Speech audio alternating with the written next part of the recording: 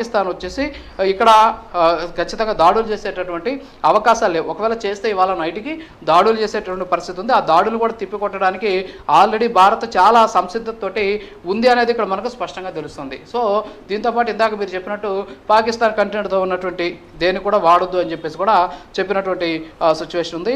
అలాగే ఇప్పుడు మనకు ఉన్నటువంటి సమాచారాన్ని బట్టి మరి కాసేపట్లో అంటే 7 గంటలకు అనుకుంటాను ఆర్మీ చీఫ్ ఉపేంద్ర ద్వివేది ప్రధానమంత్రి నరేంద్ర మోడీని మరి కాసేపట్లో ఆయన కలవబోతున్నాడు. సో ఎందుకు ఈ కలయిక జరగబోతుంది అనేది చూడాల్సినటువంటి అవసరం ఉంది. అంతేకాకుండా పాకిస్తాన్కి సంబంధించినటువంటి అనేక రకాలైనటువంటి ఏదైతే సోషల్ మీడియా హ్యాండిల్స్ అన్నింటినీ కూడా ప్రస్తుతానికి భారత్ నిషేధించినటువంటి పరిస్థితి అయితే ఉంది. సో ఓవరాల్గా దీంతో పాటు ఒక సమాచారం అందుతుంది, ఒకవేళ పాకిస్తాన్ కానీ దాడి చేస్తే మన దగ్గర ఉన్నటువంటి ఆకాశ్ యుద్ధ విమానం అది సిద్ధంగా ఉంది. సో ఖచ్చితంగా ఇది అడ్డుకునేందుకు అవసరమైనటువంటి రక్షణ వ్యవస్థ భారత్కు ఉపయోగపడుతుంది అనేది కూడా ఇక్కడ మనకు ప్రస్తుతం ఉన్నటువంటి సమాచారం బట్టి కూడా అందుతూ ఉన్నటువంటి పరిస్థితి. సో ఓవరాల్గా మనం కానీ చూసుకున్నట్లయితే ఇక్కడ పాకిస్తాన్కి సంబంధించినటువంటి ఏదైతే దాడులు ఉన్నాయో వాటన్నింటి కూడా భారత్ సమర్థవంతంగా తిప్పికొడుతుంది. అంతేకాకుండా భారత్ చేసేటటువంటి ఏదైతే డ్రోన్లతోటి పాకిస్తాన్ ప్రస్తుతానికి ఉక్కిరిబిక్కిరవుతుంది. అంతేకాకుండా ఇందాక మీరు చెప్పినట్టు ఏదైతే అక్కడ ఉన్నటువంటి ఒక అది ఏదైతే ఒక గ్రౌండ్ ఉందో అంటే ఒక స్టేడియం ఉందో స్టేడియం మీద కూడా డ్రోన్లకు సంబంధించినటువంటి దాడి జరిగింది. అక్కడ ఉన్నటువంటి మొత్తం ప్లేయర్స్ కావచ్చు అంతా కూడా స్థానికులంతా కూడా భయాందోళనకి గురైనటువంటి పరిస్థితి. సో ఓవరాల్గా కానీ మనం కానీ చూసుకుంటే ఖచ్చితంగా పాకిస్తాన్ అనేది ఇక ఏం చేయాలో తెలియనటువంటి ఒక నిస్తేజమైనటువంటి స్థితికి వెళ్ళిపోయింది. కానీ ఇక మళ్ళీ దాడులు చేసేటువంటి అవకాశాలు లేవు అనేది ఇక్కడ మనకు స్పష్టంగా తెలుస్తుంది. రాజు, ఫైనల్ క్వశ్చన్. రాజు, రాజ్నాథ్ సింగ్ కూడా మాట్లాడారు, మేము ఎల్లప్పుడూ సంయమనంతో బాధ్యతాయుతంగానే వ్యవహరిస్తాం, చర్చల ద్వారా సమస్యలు పరిష్కరించుకోవడాన్ని విశ్వసిస్తామన్నారు. అంటే దేశ భద్రతకు సంబంధించి ఎట్టి పరిస్థితుల్లోనూ కూడా రాజీ పడబోమని స్పష్టం చేశారు. అండ్ పాక్ స్పందని బట్టి మా ప్రతిస్పందన ఉంటుంది అని కూడా రాజ్నాథ్ సింగ్, మిస్ట్రీ వీళ్ళందరూ కూడా మాట్లాడారు. నిజంగా ఒకవేళ ఇన్ని చర్యలతో పాక్ ఏమైనా ఒకవేళ వెనక్కి తగ్గే అవకాశాలు ఉంటే ఈ యుద్ధం ఇక్కడితో ఆగిపోతుందంటారా?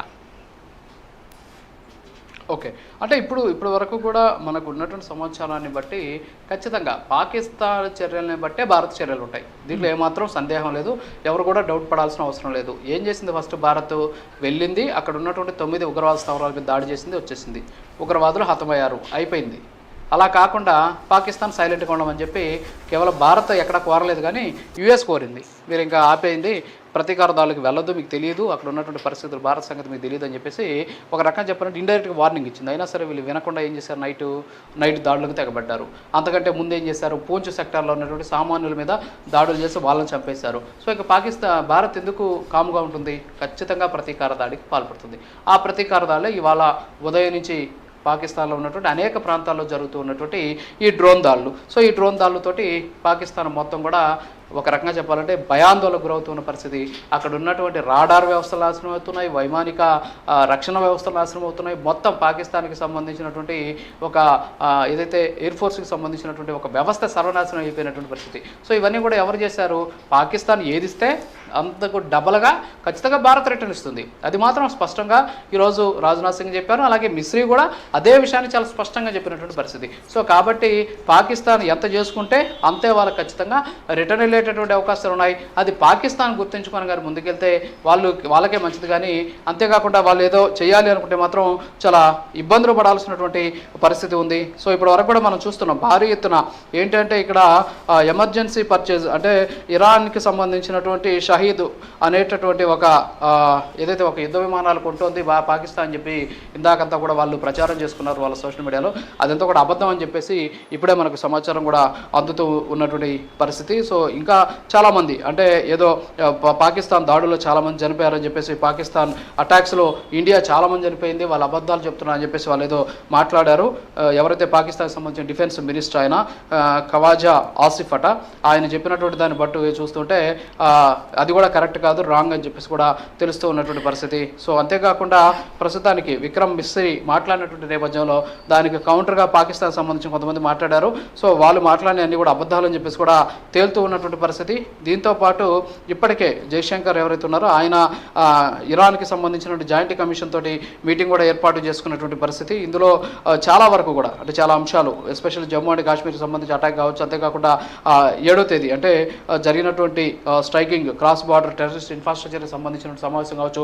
సో ఇవన్నీ కూడా చోటు చేసుకుంటూ ఉన్నటువంటి పరిస్థితి అయితే ఉంది. సో ఓవరాల్గా అయితే ఇప్పుడు ఇందాక మనం చూసాం వాళ్ళలో వ్యోమికా సింగ్ మాట్లాడారు, అలాగే సోఫియా ఖురేషి, అలాగే విక్రమ్ మిస్రీ చాలా స్పష్టంగా చెప్పారు భారత్ ఎలా ఉంది, ఏం చేయబోతోంది, ఎప్పుడు ఎలా ప్రవర్తిస్తుంది, పాకిస్తాన్ ఏం చేస్తే అది ఖచ్చితంగా మేము తిరిగి చేస్తామని చెప్పి చాలా స్పష్టంగా చెప్పినటువంటి పరిస్థితి. Right Raju, thank you. So అది పాకిస్తాన్ తీరును భారత్ మరోసారి ఎండగట్టింది. భారత విదేశాంగ మంత్రిత్వ శాఖ, రక్షణ శాఖ సంయుక్త సమావేశంలో పాకిస్తాన్ బుద్ధిని ప్రపంచానికి వెల్లడించారు. పహల్గాం ఉగ్రదాడి తర్వాత భారత్ ఆపరేషన్ సింధు ద్వారా దాయాది దేశంలోని ఉగ్రవాద స్థావరాలను ధ్వంసం చేసింది. అయితే పాకిస్తాన్ మాత్రం భారత నగరాలపై బుధవారం రాత్రి సమయంలో క్షిపణి దాడులకు ప్రయత్నించింది.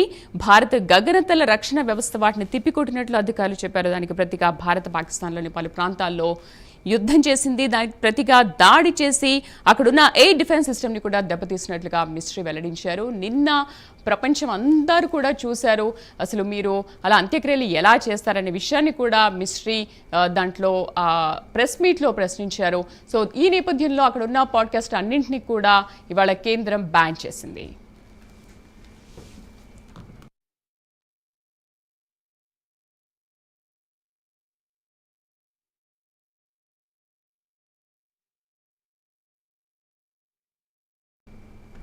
టీవీ బులెటిన్ విశేషాల తర్వాత ప్రైమ్ డిబేట్